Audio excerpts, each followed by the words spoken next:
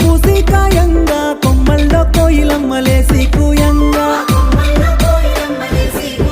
అరే మన పల్లె పడుచులంతా చిందులు వేయంగా గల్లు గల్లు నా కాళ్ళ గజ్జలు మోగ